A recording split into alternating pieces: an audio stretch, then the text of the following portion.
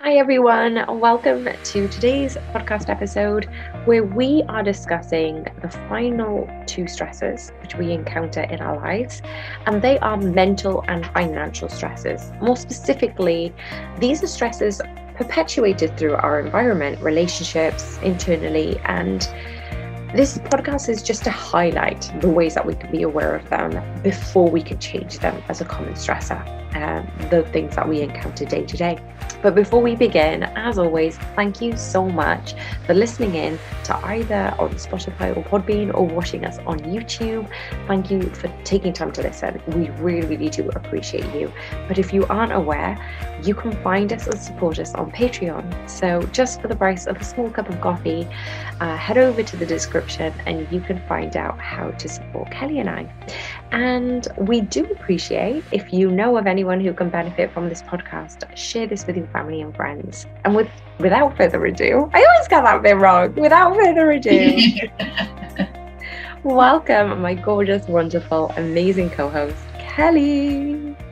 Hello, my gorgeous, amazing, wonderful co-host, Tulsi. Hi. I'm well. How are you? I'm good. Yeah, good. I love seeing you in your British summer with your maxi dress on, looking spectacular.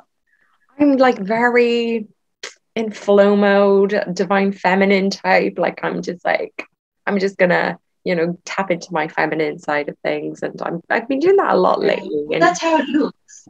Yeah. Good.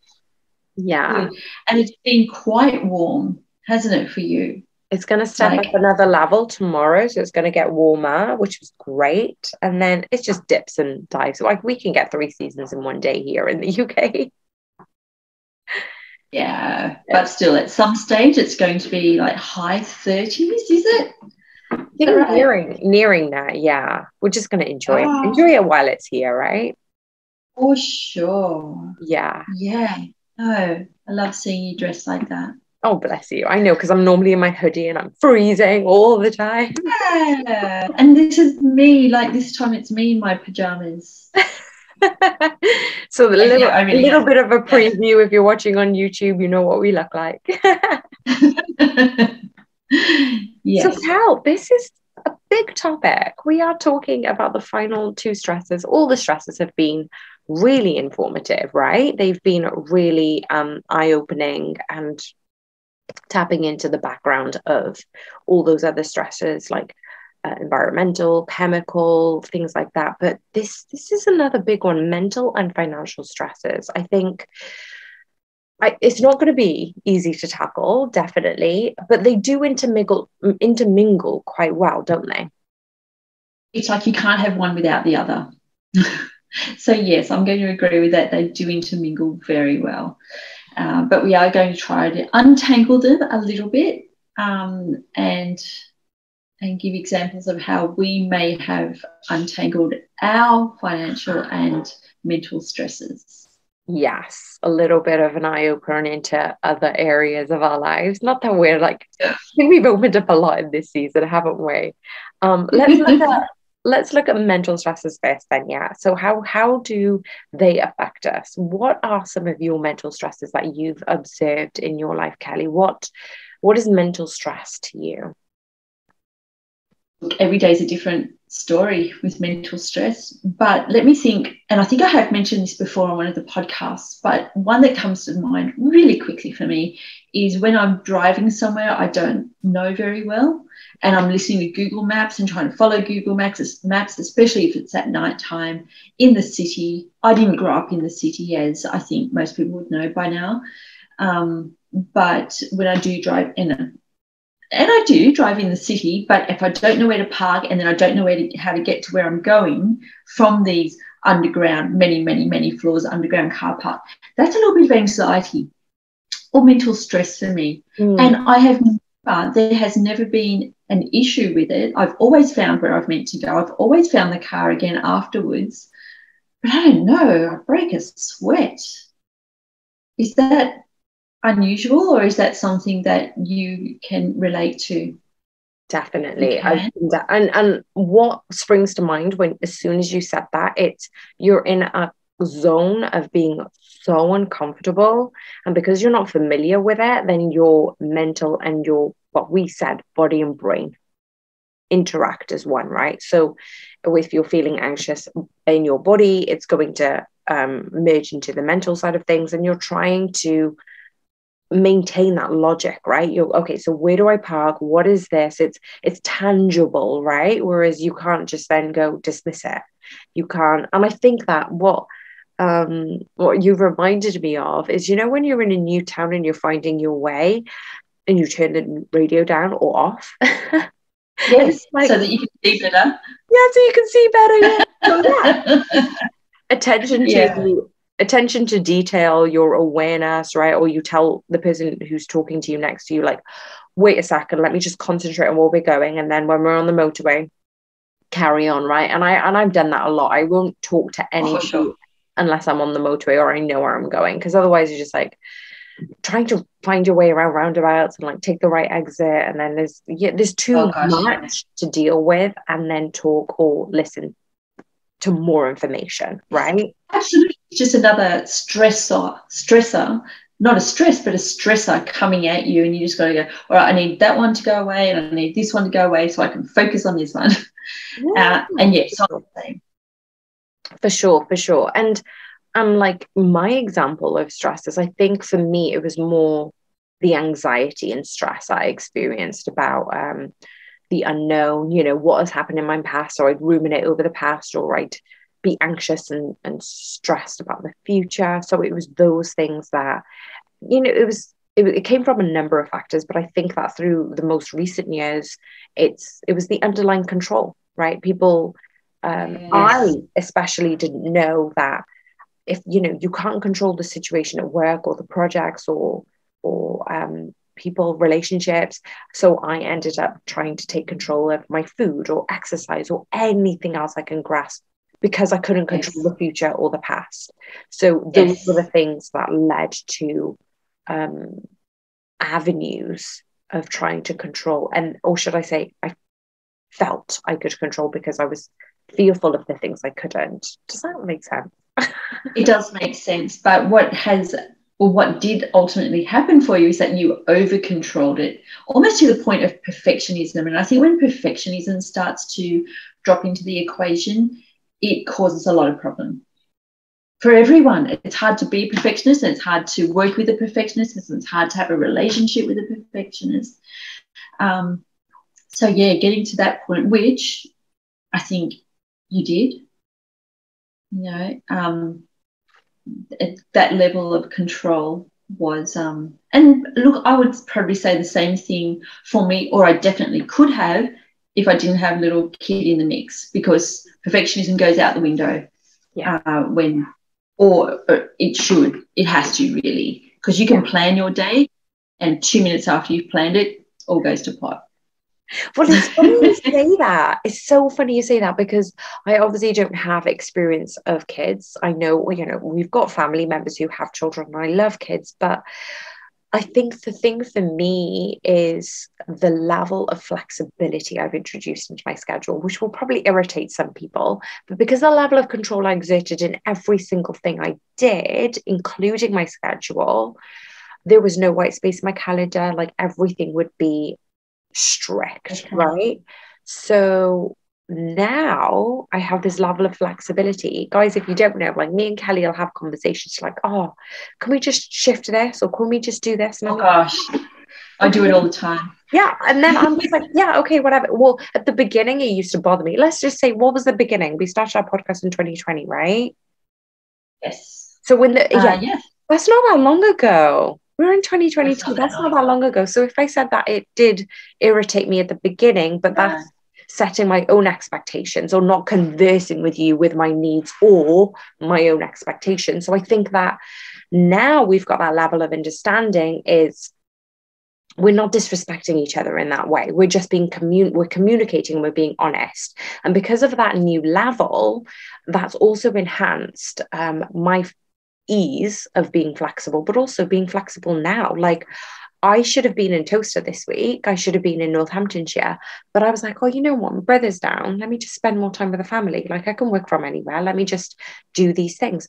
And now I'm just like, my whole schedule's being rearranged. And I've said to my friend, oh, I can't come down this because I'm doing this, blah, blah, blah. So I'm just like, I'm okay with that degree of flexibility, which I never would have been before. That would have caused me mental stress. I'm like, oh, can't change my, like I've written it in pen. I can't change my diary. No, I know. And I am sorry that I bothered you with changing things. Look, at the time I could tell, but there's nothing I could do really about it. But we certainly have worked through that. And I think I'm a little bit better, not the last 2 weeks, but a little bit better at going, I have to be awake enough to do this, because Tuesday is a really long day and full day for me. And I just know I have to be upbeat enough at least to start this, because by the end of it, I'm really upbeat and it's hard to sleep. But there was a point in time when I was too exhausted. And this whole season has helped me not be so exhausted. Yeah. And this is the thing. Like I said, it's like, no need to apologize. I feel like we are given challenges and there's a connection with everyone we have on this earth. But sometimes they trigger you, and those triggers are to look inwards. It's not a case of blame others. It was okay, Kelly's testing me unintentionally, obviously. Yeah, Right? triggering me. Yeah, you're testing me, triggering me in certain ways. So I needed to go inwards and figure out, well, what's the underlying reason for this? It's not because I'm irritated from that flexibility. It's because I needed to let go of that control, or I needed to communicate and express my needs, because then I'd shove them down and I wouldn't express it to anybody, So it's almost like though that situation has uncovered so many good things and it's led us to this point, right? Yes. And it feels so much better now. The flow is better, isn't it? Oh, 100%. Well, okay, so we've gone through, talked about some mental stresses and obviously what we've both been through, but I was looking up mental stress, as I do, you know me, Kelly. I know you. When it came up with limiting patterns and attitudes, so mental stress is limiting mental patterns and attitudes. And this could include things like self-criticism, self-judgment, pessimism, limiting emotional patterns like fear, anger, hurt, and despair. And sometimes I guess I liked this way of interpreting mental stress, because even though I talked about control, the lack of control in certain areas certainly led to stress, right? It made me feel fearful, angry, hurt. And I probably was criticizing myself a lot or judging myself before others would, right? So it's almost like that led to a degree of pessimism and in turn left me feeling hurt, anger, and despair. But it's almost like that's just the feeling side of things. That's the superficial side of things. How do we get to the underlying problem? I think looking inwards, like you said, and realizing that all these things are meant to, so that you do look inwards and not just react. That's a good one. You've got not to react. Yeah. Thinking it through, or thinking your actions through. Yeah. So you want to respond rather than react. And if you're reacting, it's going to be stemmed from anger, hurt, pain, whatever, right? It's going to be quite an emotional. Yes. Yeah. And so I came across this article and it mentioned life stresses, and it said this can then trigger anxiety and sadness. And I wanted to list them out on here, if that's okay, Cal. Please do. So some of the stresses in life include divorce, marriage, drug or alcohol. Yeah. Drug or alcohol abuse, loss of a job or a job change, moving house, changing school, relationship problems, academic problems, victim abuse or victim of crime, criminal actions towards self or others, extreme loneliness or financial problems, which we'll discuss later in this cast. But for now, we can see the potential stresses laid out in this way. But all of these can cause a person to experience mental stress, right, Cal? Oh, I would absolutely agree. Any of them. Imagine a combination of one or two of them. Yeah. And the thing is, like, for some people, moving house couldn't be no big deal, but for somebody else, it could have that narrative of, oh, it's really stressful. And it can be, right? Because again, like you were driving in this new area, in this new complex, trying to find your parking. Like that's so unfamiliar that you're like, I don't know what's going to happen. It's a lot of times people moving house, even if you've done it a couple of times, it's just like you know the sequence of it. I guess the more you do it, the more familiar you are, the less anxious you could be or less stressed. Sure. And the more you do it, the less emotion is attached to the house you're leaving as well. But when I left our house last year, I woke up not feeling great, but still had work to do, and the movers were coming that day. So I was just doing last minute things and cleaning up afterwards because you have to leave the house spick and span. Oh my gosh, I leant over to tape up a box and I just felt really dizzy and I stood up and then I just went upstairs, started throwing up, and they found me on the bathroom floor. And the rest of the day, I just couldn't deal. My body just couldn't deal with leaving this house that I had so many memories in. It was the last, that my dad had come and visited me in that house before he passed away. And memories that you don't want to let go of. My mum always says this, I feel like I'm selling, if she sells her house, she says, I feel like I'm selling your dad. I'm like, Mum, memories are the one thing you can keep, even if you don't want to. So, I'm wrong about how I felt because I'm not selling memories. You always take them with you. But, oh, my gosh, the physical reaction to moving house for me was vomiting. I don't even remember leaving the house. I was picked up and carried and popped in the car, and I woke up 3 hours later in the house. Yeah. Oh wow! So your stress manifested into that physical way just so you could cope, because mentally you couldn't cope. Mentally I couldn't cope. Yeah. Wow. So it turned into something physical that I could cope with better. Yeah. Was, we've all vomited at some stage and lied on the bathroom floor at some stage. And so it comes back to something familiar, right? And something you can actually cope with. But that mental side of it, I didn't know how to deal with it. I really never experienced it before. And so my body very cleverly turned it into something physical. But that's interesting, isn't it? Yeah. Well, it reminds me of if you are a victim of abuse, that the brain shuts down because your body has experienced something so traumatic that your brain shuts down because it knows that you won't be able to cope with it, and then it could unveil years later. But if you notice that everybody who expresses a story of, oh my goodness, I didn't know this happened, and then all of a sudden and it's this mass realization that they've been a victim of abuse, it's because they're in a comfortable place.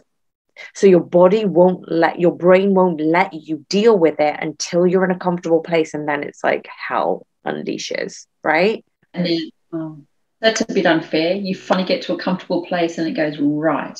Well, not completely comfortable, but it's in a state where you can kind of almost like you're about to chill on the beach on your cabana. Yeah, like right. It's kind of like, this is when we just throw it at you. Yeah. That's really interesting about that physical manifestation of stress, which is funny because obviously we talked about this in an earlier podcast, but I was going to talk about short-term stress. So because you've got both short-term and long-term stress, one can motivate us if within our perceived capabilities. It feels exciting, it can improve in performance, but because we're talking about stress here, it's the mental stress that is debilitating that you experience that caused anxiety, concern, and it can be long-term or short-term, and it feels pretty unpleasant, leading to mental and physical problems. So you literally just gave the perfect example on what that article was talking about when it comes to stress and managing stress. Mm-hmm. And obviously, I think it depends upon the person. It depends upon the circumstance. What one person classes as mental stress or distress is different to another. So for example, you're having a child as a stressor, but it can also be a positive stressor, right? There's equal amounts. I mean, they bring the love with them. There's so much love surrounding them. But then like I said, when your routine goes out the window, or you really want to do something and they wake up vomiting or something, you just got to breathe it out. It's a great lesson. Yeah, for sure. But then, what was I going to say? I was going to move on to say relationship could cause a major mental stress too. So have you ever experienced an argument or an occasion where you and a friend, say, disagreed and it caused you a lot of mental stress? Like, what happened? How did you overcome that? I haven't really ever had a falling out with a friend to that degree. So I don't have an example there. Let me think. I mean, certainly there's been arguments or differences of opinion with my sisters and my brother. I've got lots of sisters and brother. But they've never been long-term or falling outs or anything like that. Do you have any examples? I've got loads. Start from the beginning. That wasn't a shoo-in for me to say my example. I wasn't even going to say my example, but I think that because going back to that controlling tendency, and you're dealing with a situation you're not familiar with. So when you do have an argument about something that somebody's really passionate about, you're really passionate about, and then there's this clash of thought process, there's a misunderstanding within that, and then maybe the communication goes haywire. I feel like with the combination of all those things, then you're trying to think of the solution, but you're stuck in that emotional headspace. They're probably thinking of a solution, but they're stuck in their emotional headspace. It's like saying you can't come up with a solution with the same mindset that caused the problem. So in that situation, if you're having an argument, your emotions are high. You're probably triggered at some point by saying, well, I feel really passionate about this, and kind of digging your heels in with that topic. But then I think now I'm able to just step back and go, look, that's your opinion, right? That's fine. This is what my opinion is.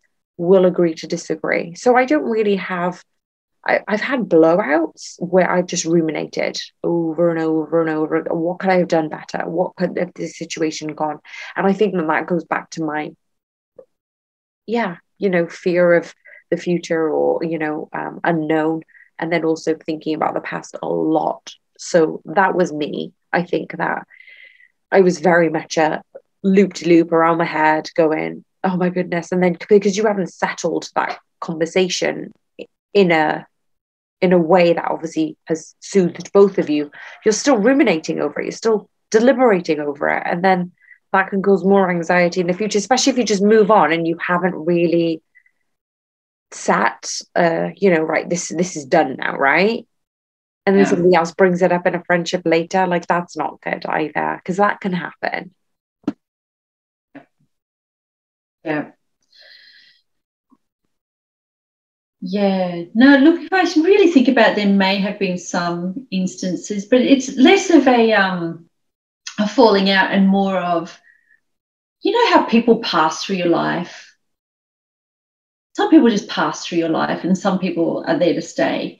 And I've always thought of it more of this person was just meant to pass through my life rather than it was a falling out. But if you want to put in those terms, then there probably has been, mums I met at school, and the kid, Ivy was at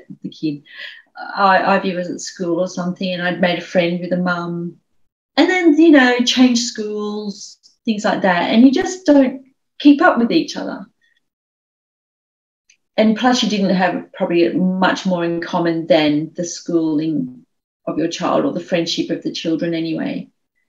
So yeah, it's almost like they're not supposed to be on your path for a long period. They just be there for a season or two, right? Yeah, that's right. Yeah. So I really liked the fact that when I was obviously looking at the article, to share some ways to overcome mental stress. So do you mind if I share that, Cal? If anybody who feels a loss of control or confidence or uncertainty, instead of us saying, well, you should sleep more, or you should meditate, or you should exercise, this is an alternative for our audience to use these tools straight away. So alongside other well-being tips, obviously. But for those of you who are dealing with mental stress or anxiety, this is something that you can come back to when you want to reduce your stress levels, right? So if you're driving, or if it's unsafe for you to do this practically in person, pause the audio. You can always come back to this on a safe environment, but you can always listen and obviously keep your eyes open, adopt this practice, and you can do it later in the day where possible. So this is a complex visualization. So Cal, will you do this with me? I shall. Okay, so we're in a quiet room.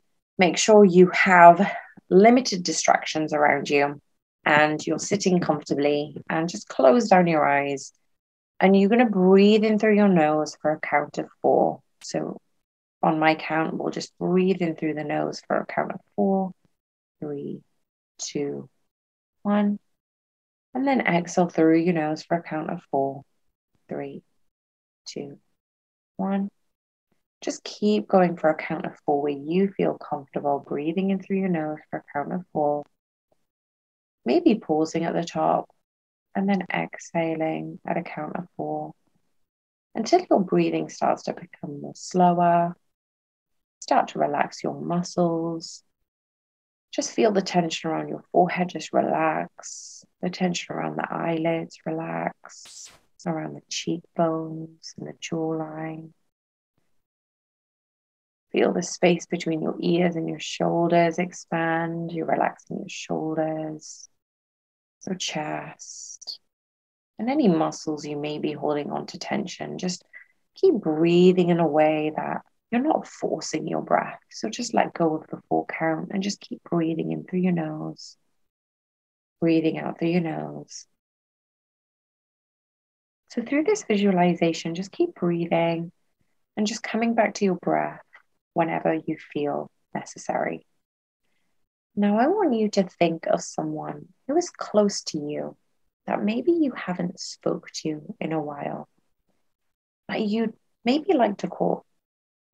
I just want you to imagine in this state of surrender and tranquility. Think about that one person and what would it be like to hear their voice? Imagine what you will say when you greet the person. Think about what you will talk about and how the conversation will just be pleasant and joyful. Visualize the person's phone number or their name on your phone. Just repeat the number to yourself and you see it clearly in your mind. I want you to ponder where the person lives, what they're doing in their life. And once you've done this, end the visualization with 5 repetitions, and you can think of this in your head or you can say it out loud, of a positive affirmation. I want to do it. I want it, do it. I want it, do it. I want it, do it. I want it, do it. And when you're ready, just slowly open your eyes. And then, without delay, do exactly what you visualized yourself doing. So after you've completed that visualization sequence, praise yourself. Acknowledge that you've done something that matches your actions to your visualizations and greet yourself with praise. So if the person you've chosen to visualize is not at home or they're not there at the first call, just continue to call until they pick up. And I feel like the key thing for this is to reflect, visualize a healthy course of action, and then you will obtain the results you desire, or you ignore the negative thoughts that crop up. So it's a great way of identifying the emotions of how you feel or how this is affecting you, your thoughts, your environment, your experience. And I feel like you can do this in any scenario. You can do this with a person, you can do this visualizing you moving home. It's like go through the process in your head, visualize what you want as the outcome, and declare it to be done. How do you feel? Oh, I felt great doing that. The person I thought of was my dad, and my dad has passed away. So that was kind of, I don't know, maybe it meant to be that I thought of him, because I would love to call him and be able to call him, but I can't. But it's more like find him where, around me, and see him around me, and feel him around me. So that was still a nice visualization for me. It was actually a really nice one. I love that for you. And maybe that is a forward thought of going, actually, maybe after this podcast, just take a few minutes just to chat with him. Maybe that was the instigation for your action that you need to take after this. And I will be checking up on you, obviously, if you've done it or not. Okay.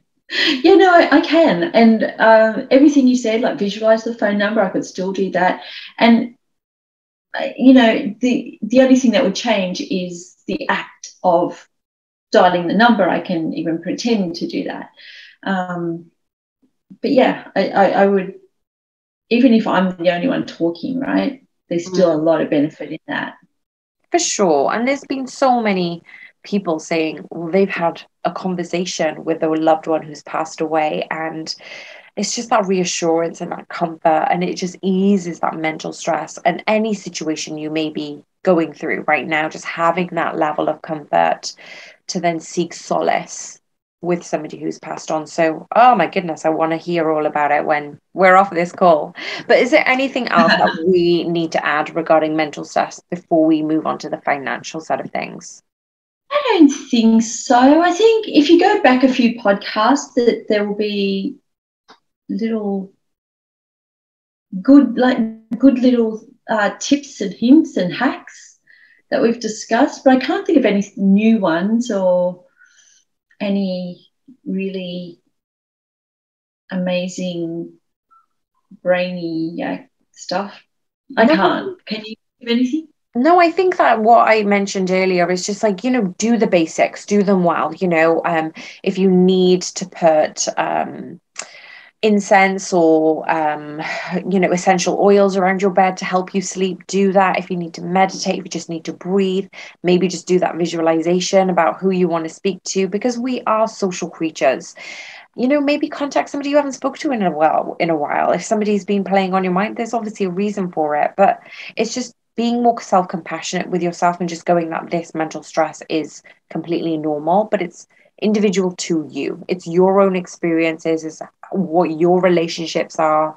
So don't think that, oh, well, other people class this as a stress and other people don't. Like, it's all relative, right? And I feel like, yeah, we've laid quite a big foundation in general well-being of how you can exercise and get rid of some mental stress and take it out physically, which could obviously benefit you in the long term. But yeah, so financial stress, I think this is definitely intertwined. We didn't mention it within the mental side of things.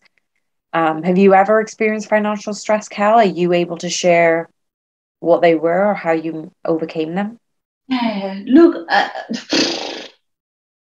let's just talk in a general term of when interest rates rise and you have a bank loan or a home loan. So at the moment, interest rates are rising. So a lot of people have bought homes in the boom. Did everything boom in the UK? Yes. Yeah. So same in Australia, right? And people have borrowed money at 2% and less than 2%. And I'm talking millions of dollars. And then there's been a rate rise, and there's going to be one each month for the next 6 months.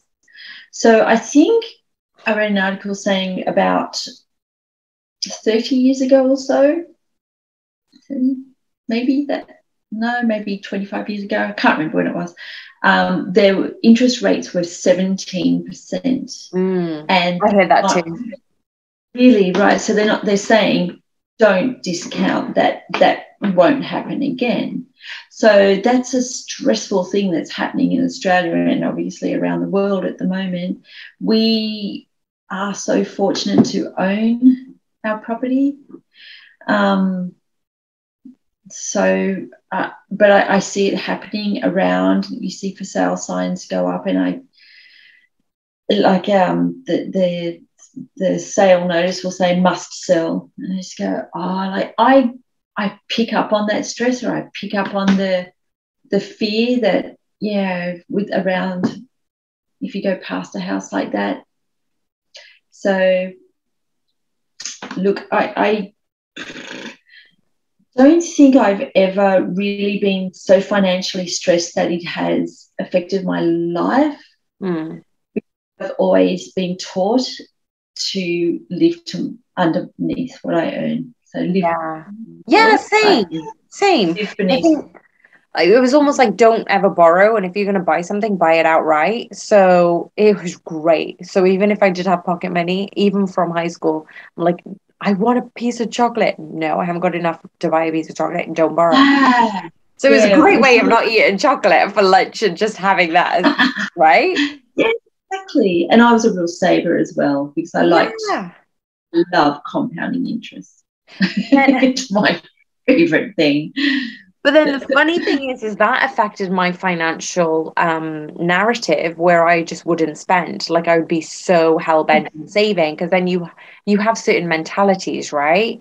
But before we go into that story, before we delve into that skeleton in that closet, I want to read out some stats. Now, unfortunately, this is just American, but the American Psychology Association's annual stress report in America, nearly 90% of Americans said that their financial stress level had either remained the same or got worse with time. And more due to financial hardships, about 12% of respondents said that they'd skipped doctor's visits. So you can't enjoy your life. Yeah. Because obviously you have to pay for medical bills in America.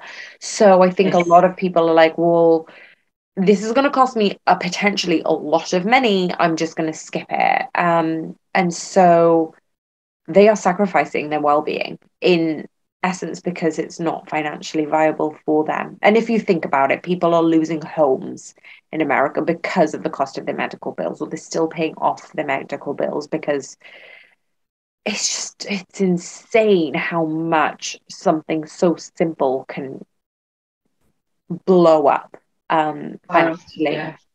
And there's a lot of people who don't have insurance, so they aren't as lucky to have their companies pay for. But even my cousin was speaking about this the other day. I'm sure she won't mind. Her friend had gone to America, so they'd moved to America because of her partner, and she had healthy babies.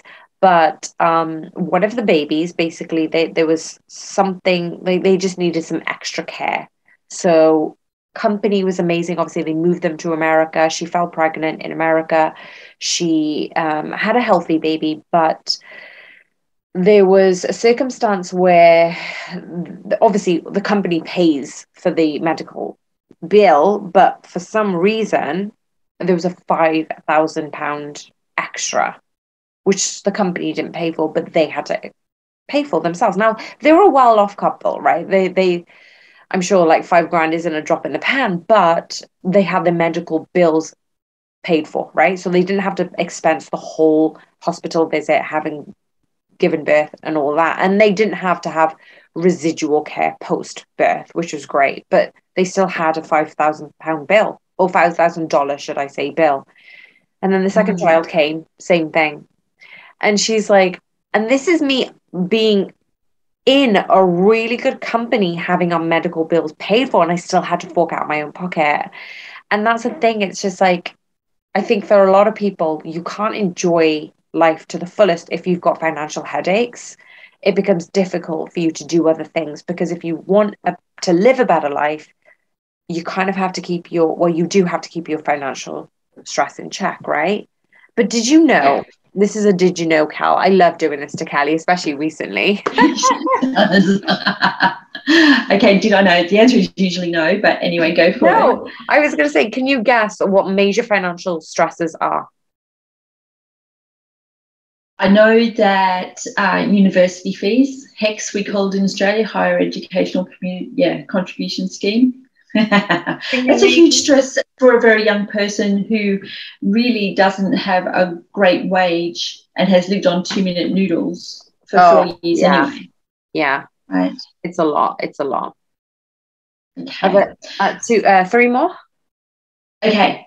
I was going to say before, keeping up with the Joneses. So I know that's going to be one. Wanting a better lifestyle, right? It's like, I want this. But I want that. I need a new car. I want it now. Yeah, I want it now. And this is younger siblings as well.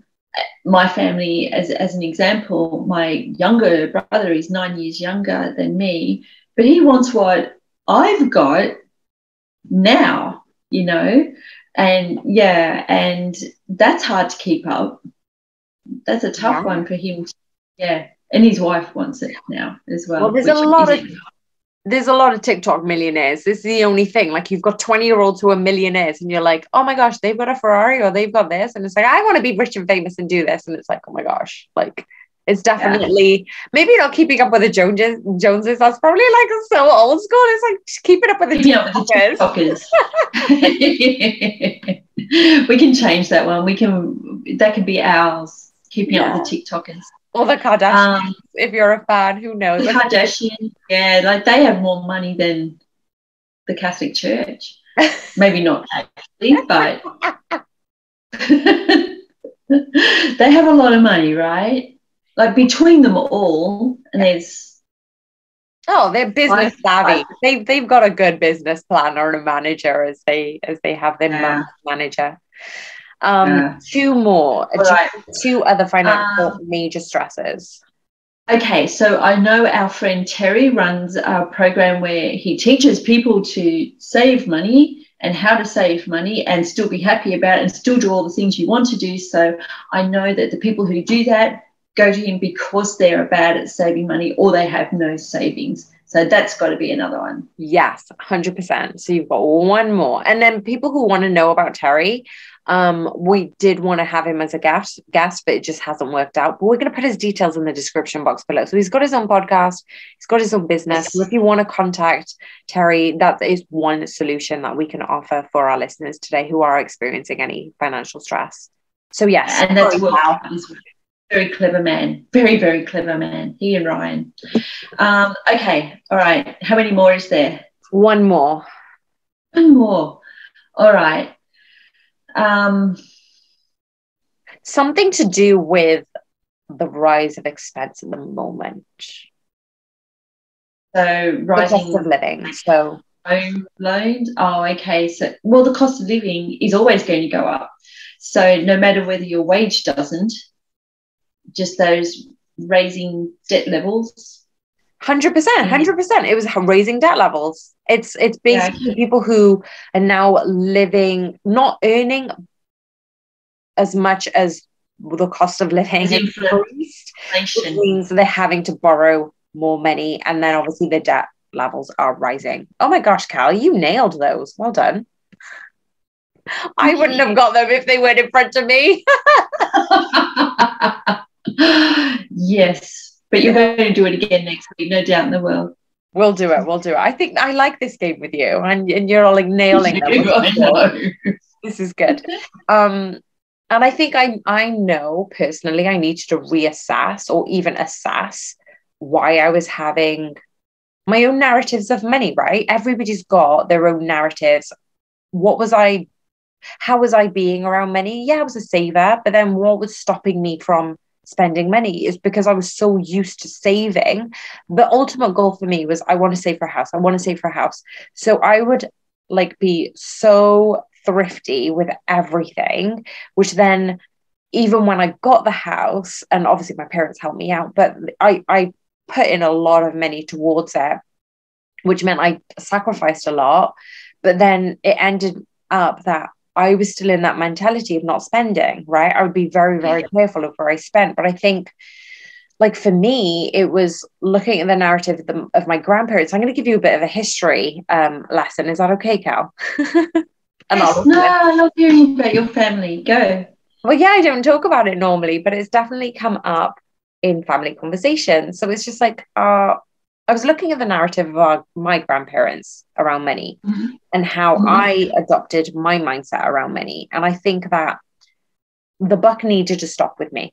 So, I needed to assess what my situation and relationship is with money, so it wouldn't affect me or my kids in the future. And so I wanted to kind of go back and explain the story of Idi Amin. He is the Ugandan president, and he was best known for his brutal regime and crimes against humanity while in power. And he was in power between 1971 and 1979. And in 1971, General Idi Amin had overthrown the elected government of Milton Obiot, I think I want to say. And then he declared himself as the president of Uganda. So then he launched ruthless 8-year regime, which estimated around 300,000 civilians were massacred. So his expulsion, so he expelled all Indian and all Pakistani citizens in 1972. And then there was an increased military expenditure. So the country had an economic decline. Their impact has lasted decades. So in 1979, his reign of terror had come to an end as the Ugandan exiles and Tanzanians took control of the capital of Kampala, where my mum was born, forcing Amin to flee. So he was never, ever brought to justice for his heinous crimes, and Amin lived out of the remainder of his life in Saudi Arabia. My grandparents were living in Africa. So they'd moved from Africa to India, and they were kind of flitting between the two based on my grandfather's job. It was always my grandfather who was working. My nan or my grandma would look after the kids. And they lived a lovely lifestyle in Africa. People forget, there's a lot of poverty, but there's a lot of discrepancy between rich and poor.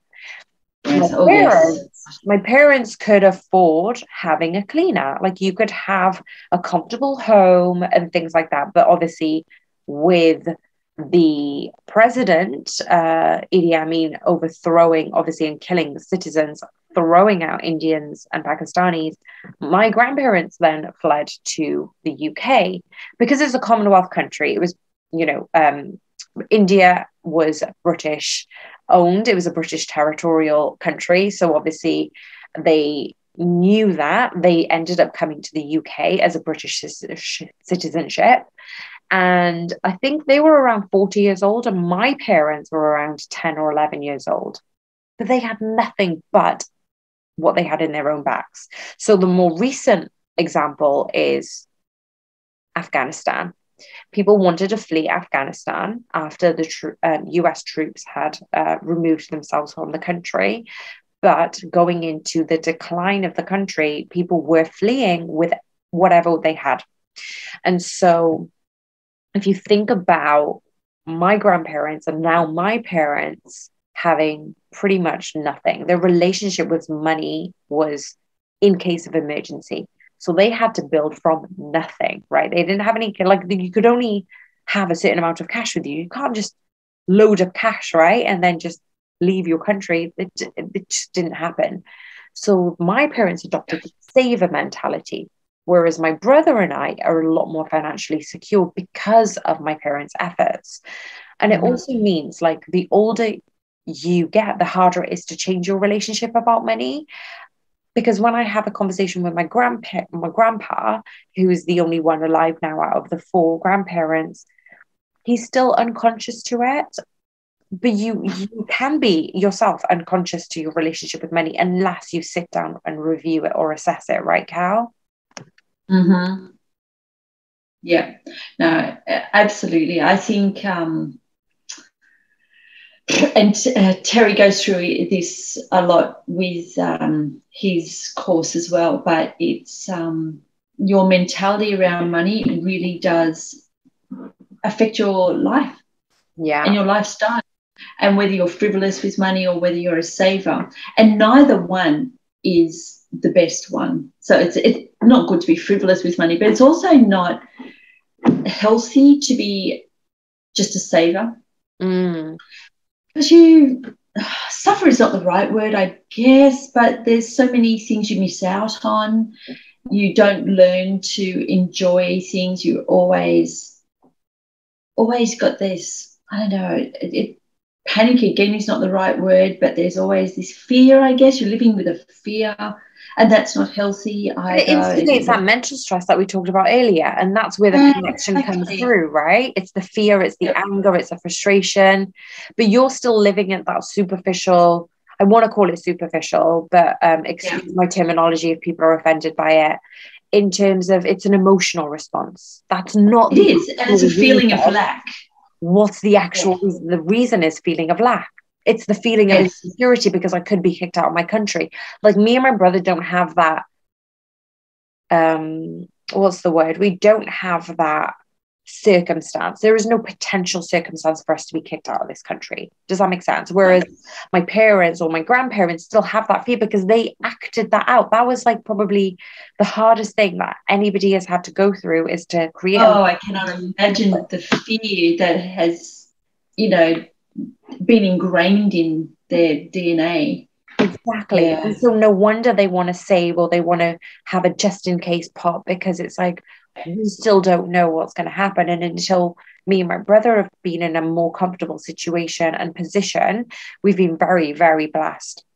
My parents worked like 2-3 jobs at a time, and we were working class, and they've moved classes, things like that. I know we don't talk about classes anymore, but they've got the right that my dad could retire at an earlier age, or the age that he wanted to.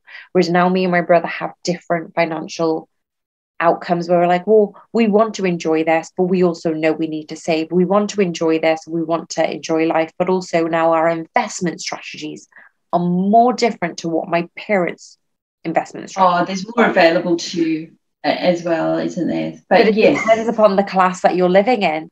Like a person who doesn't earn as much can't invest in paintings, artwork, bonds, shares. It's like your levels of investment just change. It's like millionaires' investments are different to everyday Joe investments, right?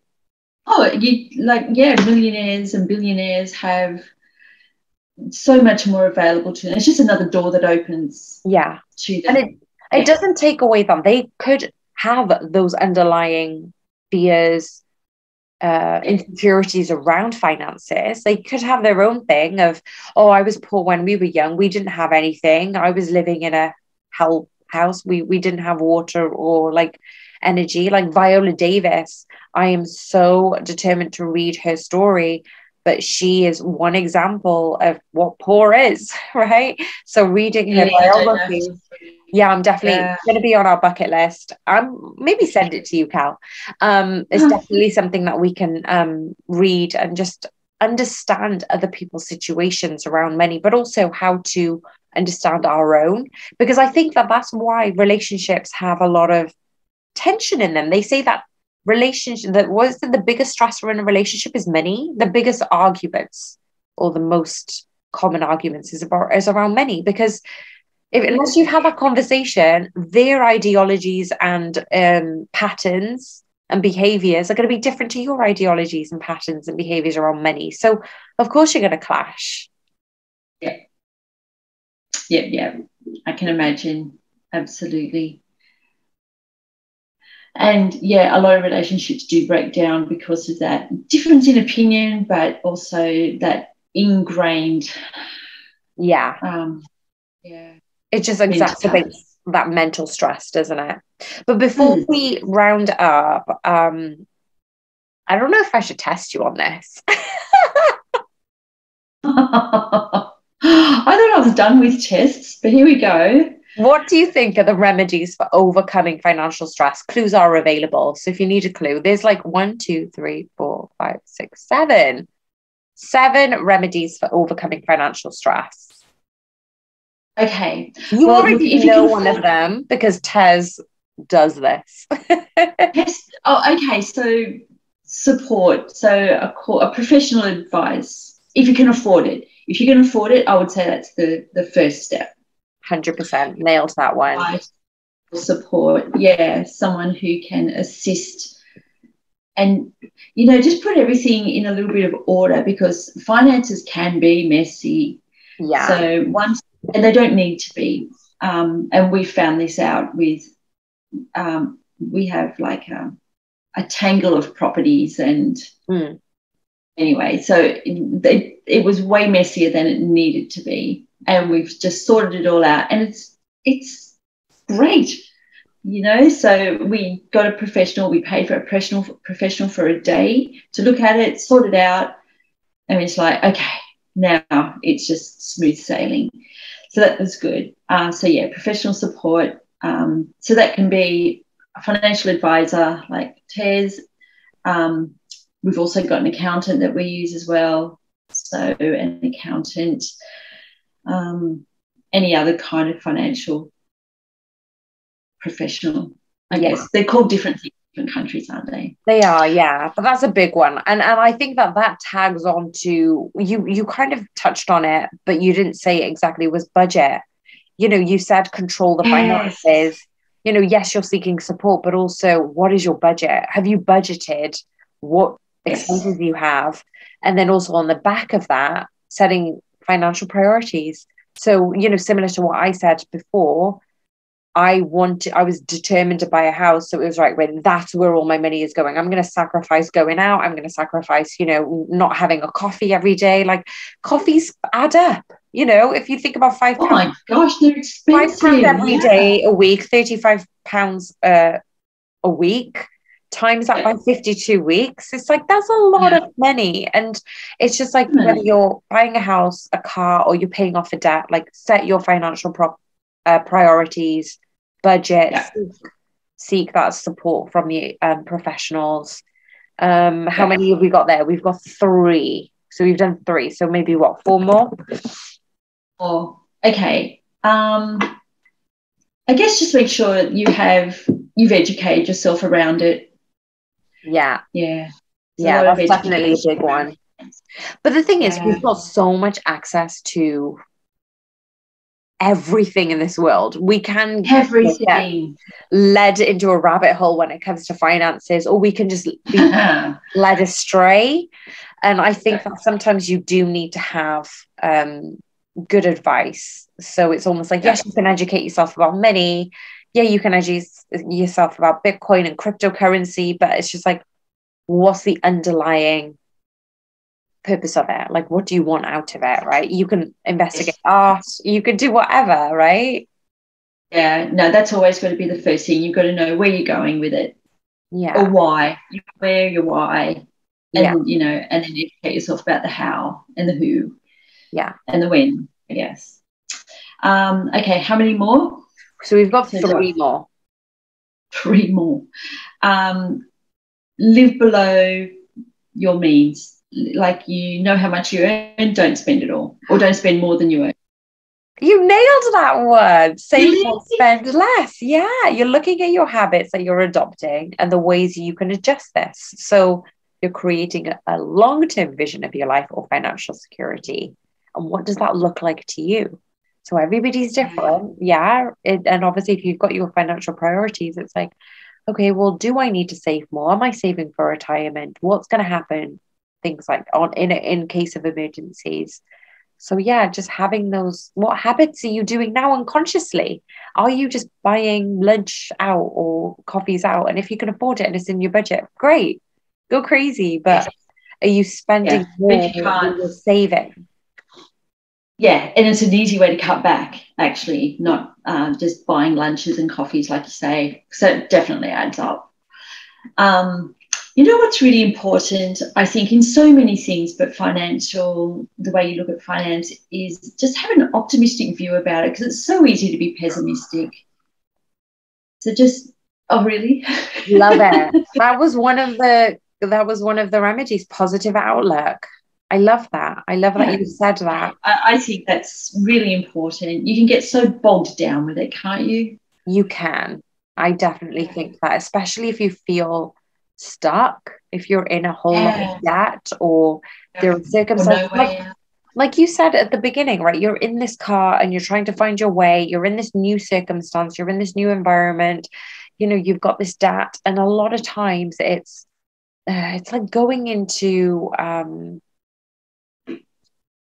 say, for example, if you're going into a court and you're trying to defend yourself, there's a lot of red tape. There is a lot of legal requirements and the ways things are done. And it's the same with finances. I think that people think that, oh, I'm great with finances because I managed my money since I was a teenager, or my pocket money. But it's like, whoa. There are so many like red tapes and things around that you can learn about. Absolutely. And let's not pretend, even if you do learn them, that they don't change the next year. They do. They change all the time. And even your tax bracket can change and catch you off guard. Exactly. So exactly. That probably comes down to education as well. But yeah, the education, it's seeking support, that financial advice, like go get help. Don't think that I'm stuck in this situation.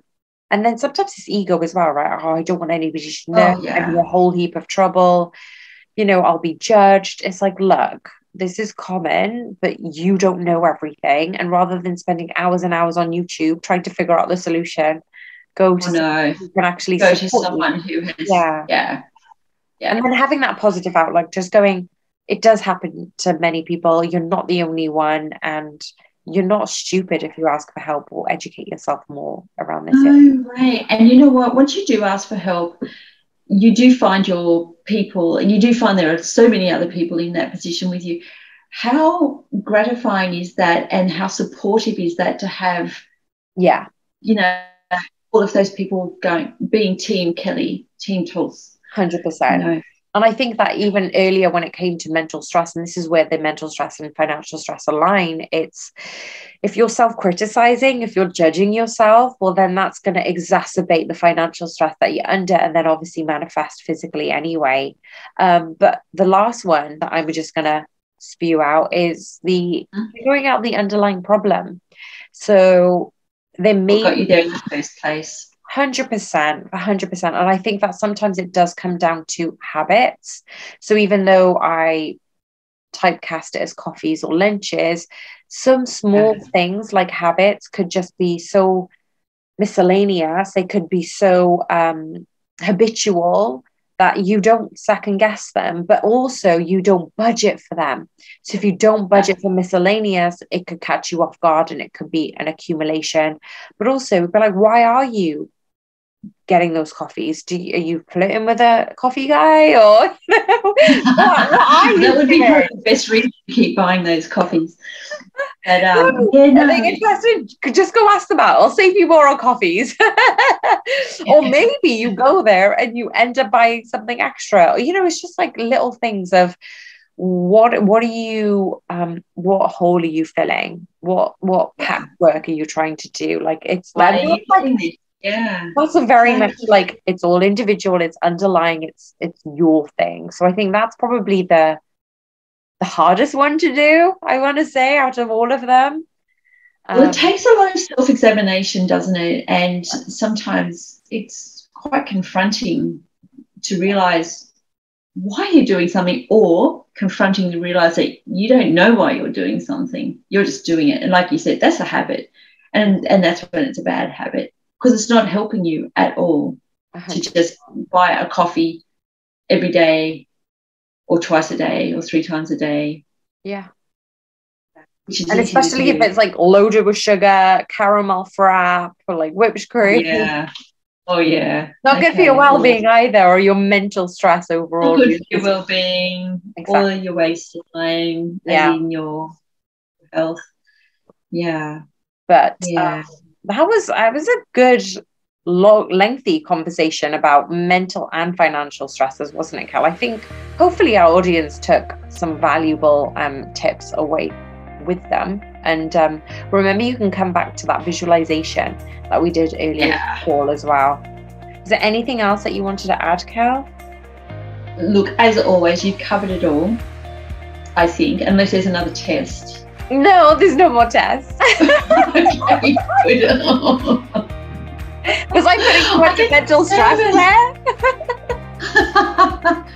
Yeah, I guess so. so nervous. I really do. You can probably see I've got my legs tucked up and I'm sort of in the fetal position. Oh no! I'm Kelly rocking back and forth from my tests.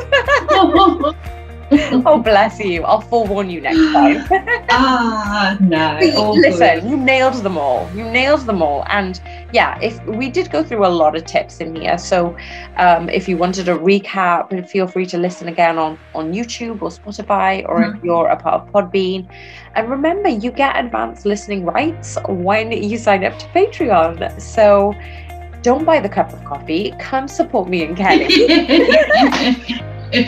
This whole podcast has been for our benefit. Yeah. Come help us, support us. We really do appreciate you. And thank you so much for listening right until the end. And head over to the description on ways that you can find out financial support from Tess, which we adore, and also how you can support us. So if you found this useful and if you loved what we spoke about, share it with your family and friends, and we'll see you on the next one. Bye, Cal. Thank you. Bye. See you soon.